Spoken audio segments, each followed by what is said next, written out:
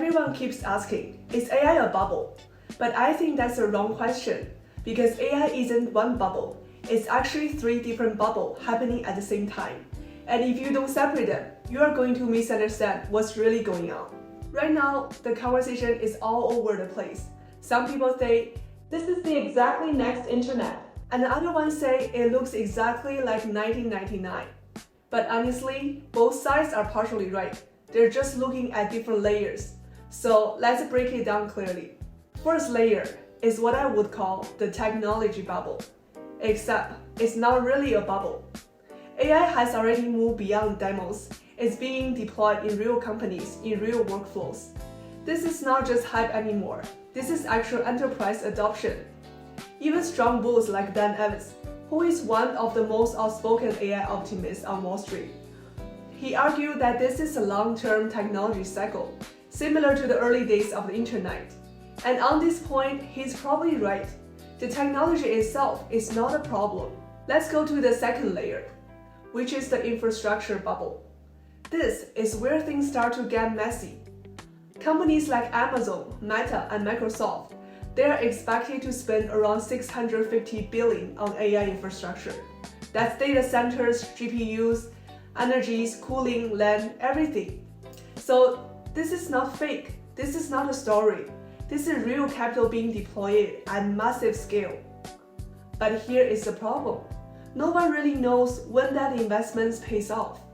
And more importantly, AI is not just software.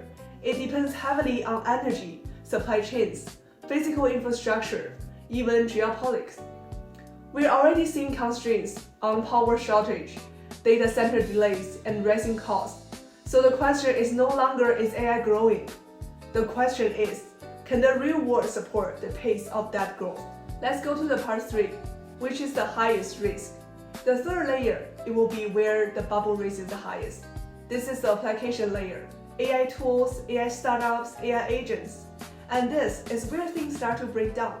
I've been looking at some real startup case recently, and the pattern is very consistent. Their demo is always so impressive, but their cost and output are unstable. There is no stronger user demand, but there's clear disconnect with the market. So let me say this again clearly. Their product works, but people don't keep using it. And they definitely don't keep paying for it. So the core issue here is not the technology. The real issue is that their demand is overestimated. So based on these three bubbles, this is why you're seeing so much disagreement in the market. On one side, people do believe this is a generational opportunity. But on the other side, the institutions like Goldman, they're saying, oh, AI is not a bubble yet. But they will also acknowledge the AI valuations are high. And then you will have more skeptical investors who think this looks very similar to .com area. So who's right? The answer is, they're all looking at different layers. So what is really happening right now? Let's combine everything.